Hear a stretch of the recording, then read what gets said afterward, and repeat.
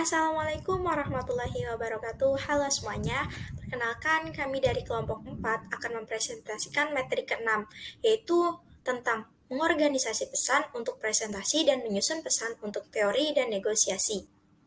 Nah, di sini kita beranggotakan 4 orang. Yang pertama ada Adlin Diva Syakira, kemudian ada Amir Mahmud, Nita Yunitasari, dan saya sendiri Trisnasari sebagai moderator. Baik, sebelumnya terima kasih kepada moderator. Di sini saya akan membahas materi tentang perencanaan, pengorganisasian, dan revisi pesan-pesan bisnis. Di sini ada tahap perencanaan. Dalam tahap ini ditentukan hal-hal yang mendasar dari suatu pesan yang akan dikomunikasikan secara rinci. Tahap perencanaan tersebut meliputi yang pertama penentuan tujuan. Tujuan yang jelas akan dapat membantu mengarahkan Anda mencapai tujuan yang dikehendaki. Di samping itu, penentuan tujuan yang jelas bagi suatu organisasi akan membantu proses pengambilan keputusan yang mencakup keputusan untuk meneruskan pesan, keputusan untuk menanggapi audiens, keputusan untuk memutuskan isi pesan. Yang kedua ada analisis audiens. Sasaran atau target utama dari setiap komunikasi adalah penerima atau audiens. Oleh karena itu, analisis terhadap audiens sangat diperlukan.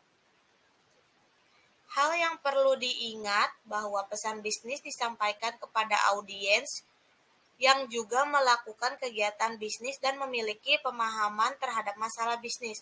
Mereka pada umumnya sibuk dan tidak memiliki banyak waktu untuk membaca pesan. Di samping itu, audiens pada umumnya enggan melakukan perubahan. Pendekatan argumentatif tak selamanya mampu menargetkan konsumen.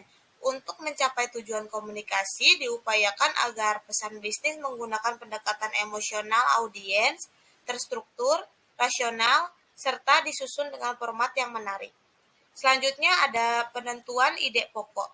Setelah menganalisis tujuan dan audiens, maka selanjutnya adalah menentukan cara untuk mencapai tujuan tersebut. Setiap pesan-pesan pasti memiliki ide pokok.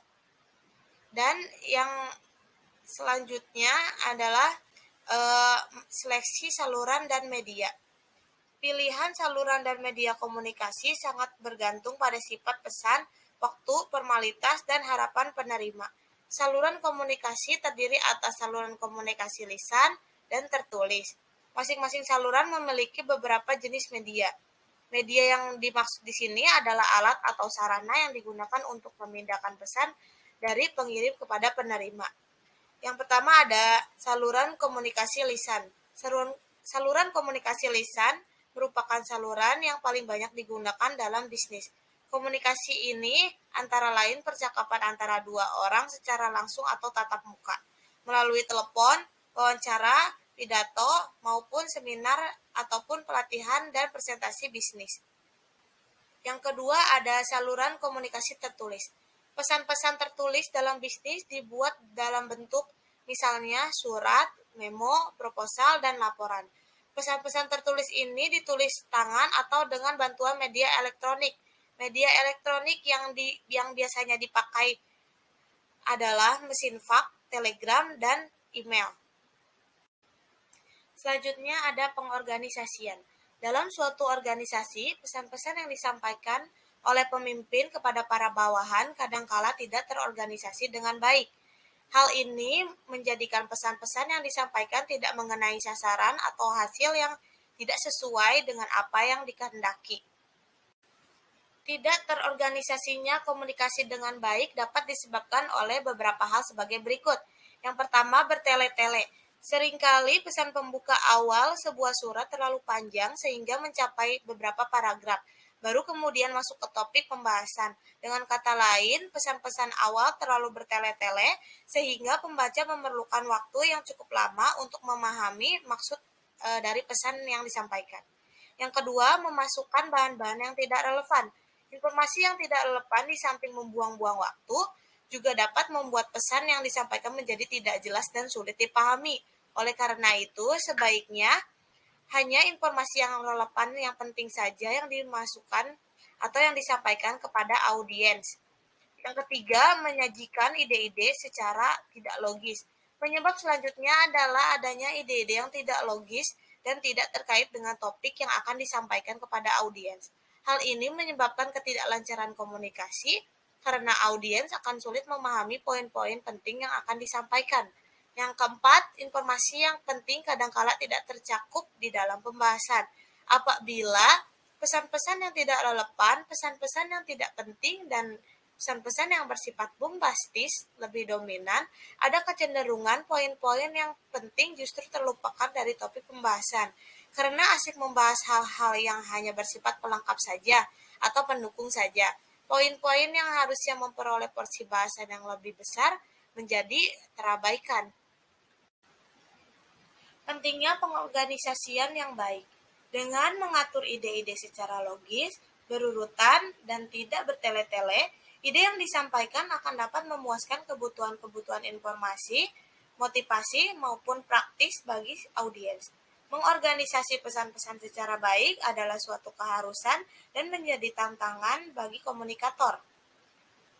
Di sini ada beberapa hal yang perlu diperhatikan dalam mengorganisasi pesan-pesan yang baik, yaitu subjek dan tujuan harus jelas, semua informasi harus berhubungan dengan subjek dan tujuan, ide-ide harus dikelompokkan dan disajikan secara logis, semua informasi yang penting harus sudah tercakup. Suatu pesan yang disusun dengan baik akan membantu bagi audiens, terutama dalam hal sebagai berikut. Yang pertama, memahami pesan yang disampaikan dengan mengemukakan hal-hal secara jelas, menyusun ide-ide secara logis dan berurutan, dan memasukkan semua informasi yang relevan dalam pesan, maka audiens akan mudah dalam memahami maksud dan isi pesan. Yang kedua, membantu audiens menerima pesan. Pengorganisasian pesan-pesan yang baik di samping membantu audiens dalam memahami maksud pesan, juga membantu audiens untuk menerima maksud dari isi pesan tersebut. Yang ketiga, menghemat waktu audiens. Salah satu tujuan pengorganisasian pesan-pesan yang baik adalah penyampaian informasi atau ide-ide yang relevan saja. Dengan hanya menyampaikan informasi yang relevan, maka waktu audiens akan dapat lebih hemat. Yang keempat, mempermudah pekerjaan komunikator. Pengorganisasian pesan-pesan yang baik dapat membantu pekerjaan komunikator, sehingga dapat selesai lebih cepat dan menghemat waktu. Hal ini merupakan faktor penting dalam dunia bisnis, di mana penyelesaian pekerjaan bekerja dengan baik, cepat, dan efisien. Dengan mengetahui apa yang ingin disampaikan dan mengetahui cara penyampaiannya, rasa percaya diri komunikator akan meningkat. Semakin tinggi rasa percaya diri komunikator, maka semakin cepat dan efisien dalam menyelesaikan pekerjaannya. Yang selanjutnya adalah mengorganisasikan pesan-pesan melalui outline. Apabila penyusun pesan yang panjang dan kompleks, outline sangat diperlukan. Outline akan membantu memvisualisasikan hubungan antara bagian yang satu dengan bagian yang lain. Susunan outline secara garis besar dapat digolongkan menjadi 3 kelompok. Yang pertama, memulailah dengan ide pokok. Ide pokok akan membantu dalam menetapkan tujuan dan strategi umum dari suatu pesan. Yang kedua, menyatakan poin-poin pendukung yang penting. Poin-poin pendukung yang memperkuat tentang ide-ide pokok yang kita tentukan. Yang ketiga, ilustrasi dengan bukti-bukti. Memberikan ilustrasi dengan mengemukakan bukti-bukti yang berhasil dikumpulkan. Semakin banyak bukti-bukti yang disajikan, maka outline yang dibuat akan semakin menjadi lebih baik. Materi terakhir yang akan saya bahas yaitu revisi dalam pesan-pesan bisnis. Setelah tahap perencanaan, pengorganisasian, dan pembuatan atau penulisan pesan-pesan bisnis, langkah selanjutnya adalah melakukan koreksi, penyempurnaan, ataupun perbaikan revisi terhadap pesan-pesan bisnis. Revisi sangat diperlukan agar pesan-pesan bisnis yang telah direncanakan dan dibuat tersebut dapat ditinjau ulang atau disempurnakan untuk menghindari kemungkinan terjadinya kesalahan ketik ataupun kekurangan lainnya, sehingga sesuai dengan maksud dan tujuan yang dikehendaki. Dalam menulis surat-surat bisnis yang baik diperlukan proses pemikiran tenaga dan waktu yang cukup. Akan berbahaya apabila penyampaian pesan-pesan bisnis cenderung dilakukan secara asal-asalan dan ceroboh, baik dari sisi substansinya, isi pesan maupun format penulisannya.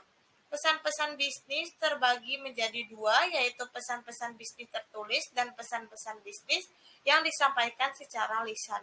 Kedua bentuk pesan-pesan bisnis tersebut memiliki persamaan dan perbedaan dari sisi format penulisan maupun gaya penulisan ataupun cara penyampaiannya. Sekian pemaparan dari saya. Selanjutnya akan saya kembalikan kepada moderator. Terima kasih. Baik, terima kasih moderator. Di sini saya akan menjelaskan materi tentang presentasi bisnis. Berikutnya ada beberapa cara bagaimana menjadi presenter yang baik. Yang pertama, bersiaplah. Rencanakan detail presentasi Anda dari awal hingga akhir. Yang kedua, ada percaya diri. Percaya pada diri sendiri, bangun kepercayaan diri Anda dengan menguasai semua materi dan menghafal semua poin penting. Yang ketiga, berinteraksi dengan audiens. Presentasi yang baik adalah seperti percakapan, pertahankan minat audiens dengan mengajukan pertanyaan dan menanggapi reaksi mereka. Yang keempat, ada ringkas. Jangan buang waktu dengan membiarkan pengantar yang panjang dan membosankan atau poin yang tidak perlu. Yang kelima, kelola waktu. Pastikan untuk menggunakan waktu secara efektif, jangan berbicara terlalu cepat. Pastikan Anda mengucapkan kata-kata dengan benar. Yang keenam, luangkan waktu. Setelah menyampaikan poin yang sangat penting, jeda dan biarkan audiens menyerap konten sebelum Anda melanjutkan. 7. Siapkan visual yang baik. Nyatakan hanya poin-poin utama dalam visual. Jangan meletakkan tabel, gambar, atau teks garis panjang yang membosankan. 8. Bersaing dengan visual. Berikan waktu kepada penonton untuk melihat visualnya. Berikan komentar singkat dan tunjukkan bagian visual yang relevan saat Anda berbicara. 9. Tetap awas dan fleksibel. Sesuaikan presentasi dengan situasi. Jangan melanjutkan gaya penyajian yang sudah tidak sesuai lagi. 10. Mengantisipasi dan mengelola pertanyaan. Memberikan kesempatan untuk menjawab pertanyaan dan menanggapi komentar dari audiens. Perlakukan pertanyaan sebagai kesempatan untuk menyampaikan pesan Anda dengan lebih baik. 11. Membuat finish kuat. Pelankan suara Anda setelah Anda menyelesaikan presentasi Anda. Lihatlah penonton dan nyatakan kata-kata terakhir Anda dengan perlahan dan jelas. 12. Jadilah diri sendiri. Belajar dari pembicara publik atau presenter lain, tetapi jangan mencoba meniru mereka. Merasa nyaman dengan keterampilan Anda sendiri. Kembangkan gaya Anda sendiri dan jangan lakukan apapun yang terasa tidak wajar. Selanjutnya ada beberapa hal yang perlu diperhatikan untuk membuat presentasi yang baik. Yang pertama, tujuan. Tetapkan tujuan Anda dengan jelas, seperti apa yang Anda ingin dapatkan dari presentasi Anda tersebut. Kedua, audiensi. Pastikan untuk mengetahui berapa banyak orang yang akan hadir. Yang ketiga, ada aid visual. Buat alat bantu visual yang membantu Anda memperjelas dan memperkuat pesan Anda. Yang keempat, ada tempat. Periksa tempat sebelum presentasi dimulai. Yang kelima, ada pakaian. Jangan pernah memakai pakaian yang terlalu berlebihan. Berpakaianlah sesuai dengan tema presentasi. Yang keenam, ada budaya. Sadar akan perbedaan budaya, kepercayaan, dan adat. Berhati-hatilah saat membuat lelucon dan memberikan komentar. Selanjutnya, presentasi yang baik adalah presentasi yang dapat menarik perhatian audiens. Cara yang efektif untuk melakukannya adalah dengan mentransfer antusiasme dari pembicara kepada audiens. Selanjutnya, pembukaan presentasi. Pembukaan presentasi memainkan peran penting dalam menciptakan presentasi yang baik. Pembukaan yang kuat dan atraktif akan menarik perhatian penonton dan membangkitkan suasana yang baik. Pembukaan memainkan faktor penting dalam menentukan presentasi yang baik, karena memberikan kesan pertama. Tujuan pembukaan tidak hanya untuk memberitahu audiens siapa Anda dan tentang apa presentasinya, tetapi juga memberitahu mereka secara singkat bagaimana struktur presentasi. Selanjutnya, konten presentasi. Konten adalah bagian terpenting. Penting untuk memiliki struktur yang jelas dalam menyampaikan isi presentasi. Ungkapan yang diperlukan untuk melanjutkan ke titik berikutnya atau mengubah arah secara efektif adalah petunjuk arah. Konten digunakan untuk menghubungkan ide-ide selama presentasi. Secara umum, memberikan panduan kepada audiens tentang isi presentasi. Selanjutnya, visual presentasi. Visual sangat penting dalam presentasi bisnis, terutama dalam bahasa asing. Informasi dalam visual mudah diingat dan membantu untuk menggambarkan pesan penting. Visual memainkan peran penting dalam presentasi karena bertujuan untuk membantu audiens memahami dengan jelas tentang isi presentasi. Ada banyak jenis alat bantu visual untuk termasuk grafik, gambar, atau poster. Selanjutnya, penutup presentasi. Pada dasarnya, setidaknya ada 4 bagian dalam menutup presentasi. Menandakan akhir presentasi, meringkas poin-poin utama, memberikan saran atau rekomendasi, dan mengundang pertanyaan. Disarankan juga untuk memberikan akhir yang kuat, yang akan diingat oleh penonton. Dalam memberikan presentasi, penting juga untuk memperhatikan tekanan, jeda, intonasi, dan tempo pidato. Sekian pemaparan materi dari saya. Selanjutnya saya kembalikan kepada moderator. Terima kasih. Baik, yang selanjutnya adalah materi mengenai negosiasi bisnis. Sebelum kita membahas lebih lanjut mengenai materi negosiasi bisnis, maka kita harus mengetahui terlebih dahulu pengertian dari negosiasi menurut para ahli. Di sini, yang pertama itu menurut Oliver, negosiasi adalah sebuah transaksi di mana kedua belah pihak mempunyai hak atas hasil akhir. Hal ini memerlukan persetujuan kedua belah pihak sehingga menjadi proses yang saling memberi dan menerima sesuatu untuk mencapai suatu kesepakatan bersama. Adapun menurut Cass, negosiasi adalah proses di mana paling sedikit ada dua pihak dengan persepsi, kebutuhan, dan motivasi yang berbeda mencoba untuk bersepakat tentang suatu hal demi kepentingan bersama. Dari dua pengertian tersebut, dapat disimpulkan bahwa proses negosiasi ini selalu melibatkan dua orang atau lebih yang saling berinteraksi, mencari suatu kesepakatan kedua belah pihak, dan mencapai tujuan yang dikehendaki bersama kedua belah pihak tersebut yang terlibat dalam proses negosiasi. Nah, proses negosiasi ini bukanlah proses sesaat yang kemudian dapat dengan segera diperoleh hasilnya. Oleh karena itu, negosiasi merupakan proses komunikasi yang berlangsung secara terus-menerus hingga tercapai suatu kesepakatan bagi kedua belah pihak. Sebagai contoh, misalnya itu negosiasi tentang penyesuaian gaji karyawan yang terjadi antara pihak karyawan perusahaan dengan pihak manajemen perusahaan. Selanjutnya adalah materi mengenai strategi dan proses negosiasi. Purwanto dan Lantang dalam bukunya yang berjudul Komunikasi Bisnis, Perspektif Abstrak serta Kultural, mereka menyebutkan bahwa teknik perundingan atau negosiasi itu terdiri dari sebagai berikut. Yang pertama, salah satu menang. Dalam penafsiran wujud perundingan ini dengan anggapan hanya salah satu pihak yang mendapatkan profit atau keuntungan dari kebutuhan yang dinegosiasikan. Kemudian yang kedua itu sama-sama menang. Artinya, kalau seluruh pihak yang berunding itu mendapatkan profit, di mana memajukan kerjasama antara keduanya. Kemudian yang ketiga itu bekerja sama. Dalam penjelasannya, pengumpulan suatu opsi yang dilandasi oleh estimasi dari terletak dalam posisi takluk, berhasil ataupun sama-sama kalah, hingga jalur tengah yang diseleksi. Nah, dalam melaksanakan negosiasi ini terdapat langkah-langkah yang penting yang harus dilakukan. Yang pertama itu perencanaan. Perencanaan di sini mencakup mengakumulasi informasi, memastikan negosiasi, mengusahakan lebih banyak memahami profil pihak lawan, yang tujuannya itu untuk meningkatkan keyakinan diri serta kesiapan dalam melaksanakan perundingan atau negosiasi. Yang kedua itu kontak awal.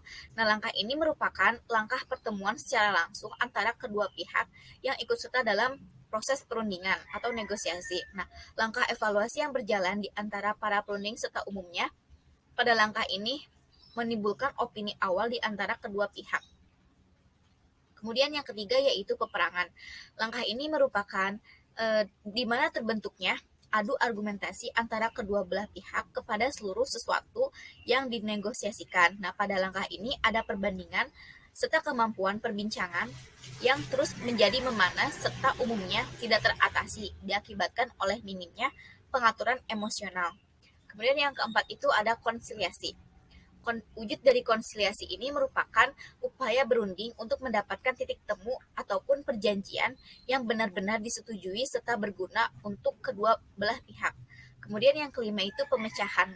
Nah, langkah di mana kedua pihak ini mulai menyambut serta memberikan para perunding menciptakan titik perjanjian untuk kedua pihak dengan teknik mereka meningkatkan tindakan relasional, yaitu tindakan yang senantiasa mengarah dan menanggung bersama serta senantiasa meningkatkan tindakan memberikan pemecahan terbaik untuk kedua belah pihak.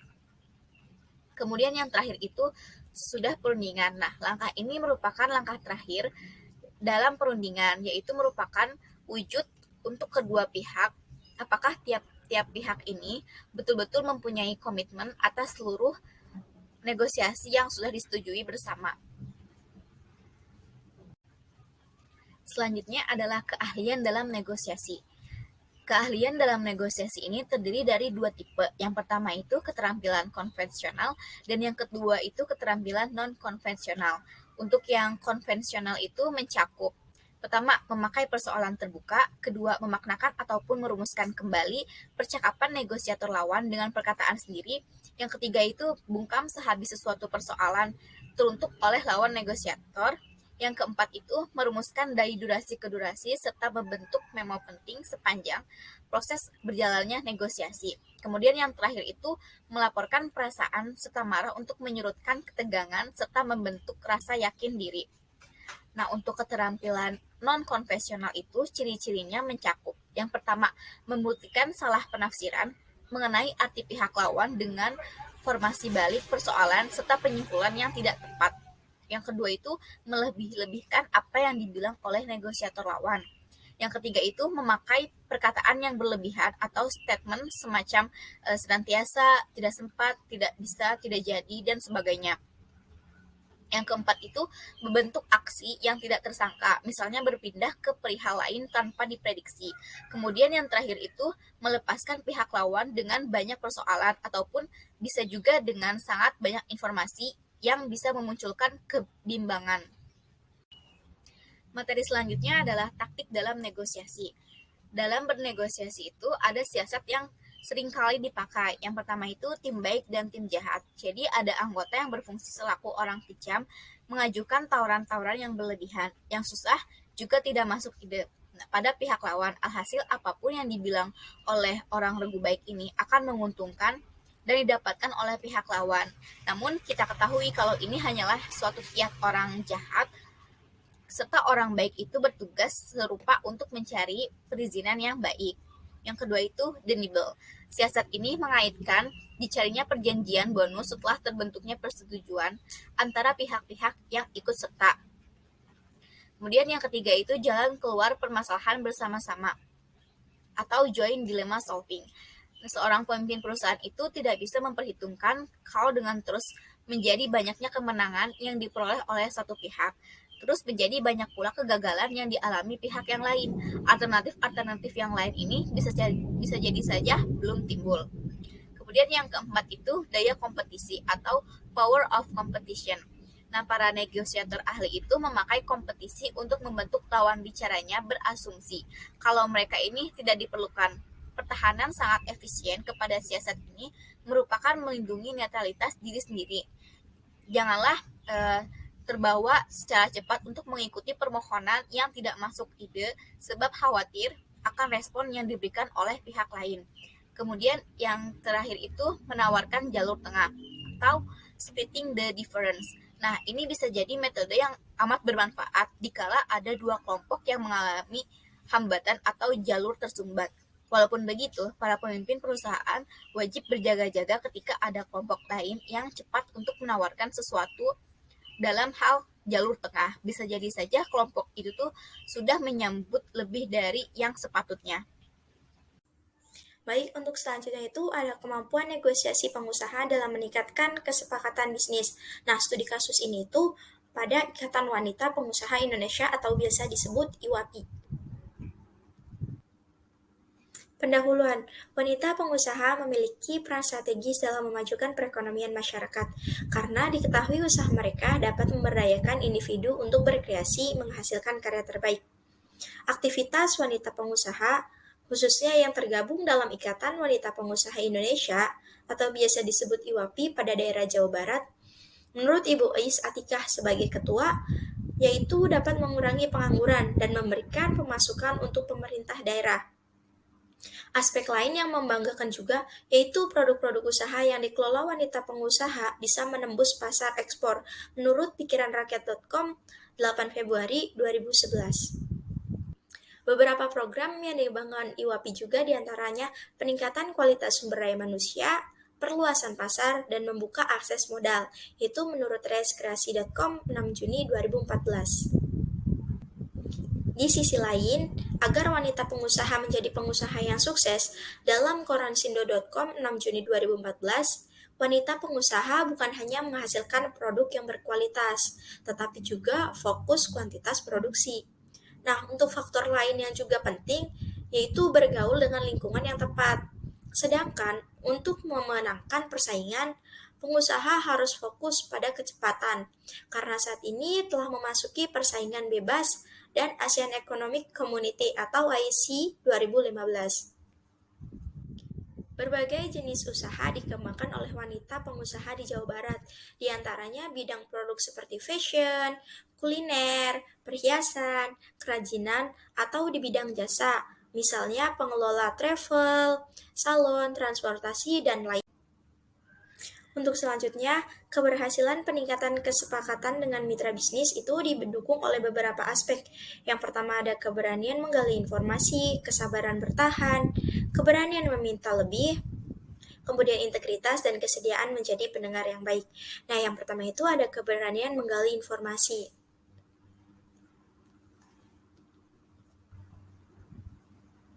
Keberanian menggali lebih banyak informasi itu artinya negosiator memiliki keberanian terus-menerus menanyakan apa yang mereka ketahui tentang pihak lawan. Dan yang lebih penting itu, menanyakan asumsi-asumsi yang telah mereka buat. Berdasarkan pengetahuan tersebut, selama pengumpulan informasi memakai pendekatan investigasi. Untuk yang kedua adalah kesabaran bertahan. Nah, negosiasi itu seringkali diperoleh pihak yang mampu bertahan lebih lama dari negosiator lain. Karena untuk negosiasi yang memerlukan tambahan waktu, kesabaran negosiasi itu sangat diuji untuk menghasilkan kesepakatan terbaik. Negosiator juga, untuk negosiator yang baik juga adalah orang yang sangat sabar, yang tidak akan membiarkan tekanan waktu menggiring mereka sampai membuat suatu kesepakatan yang bukan merupakan kepentingan terbaik bagi setiap pihak. Nah, memperhatikan kenyataan seperti itu. Kesabaran negosiator itu perlu dilatih agar mendapatkan kesepakatan terbaik yang menguntungkan bagi kedua belah pihak. Untuk selanjutnya itu ada keberanian meminta lebih. Nah, keberanian meminta lebih itu artinya negosiator menyatakan posisi kemungkinan maksimum yang dapat diterima.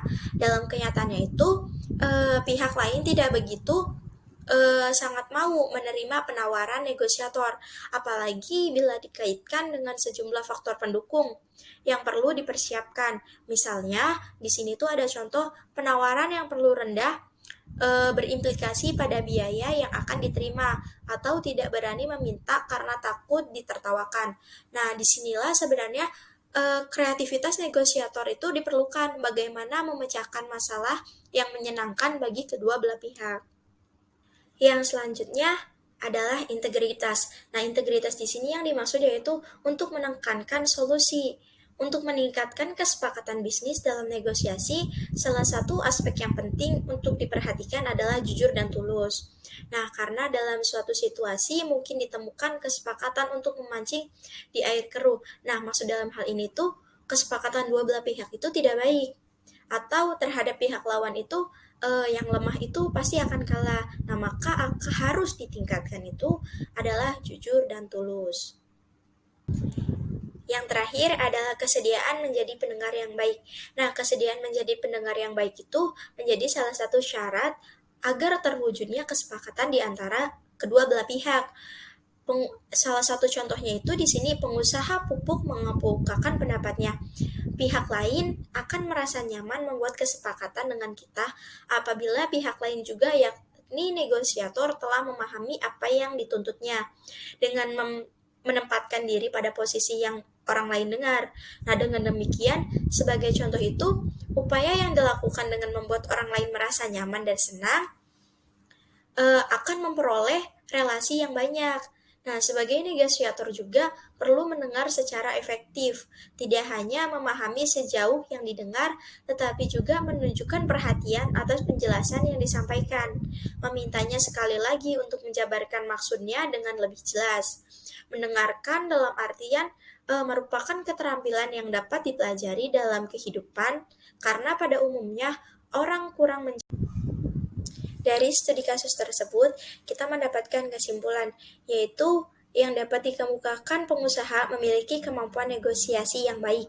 Mereka memiliki keberanian menggali lebih banyak informasi dengan cara mengajukan banyak pertanyaan, memberi kesempatan kepada pihak lain untuk bertanya, mempertimbangkan perasaan lawan saat bernegosiasi.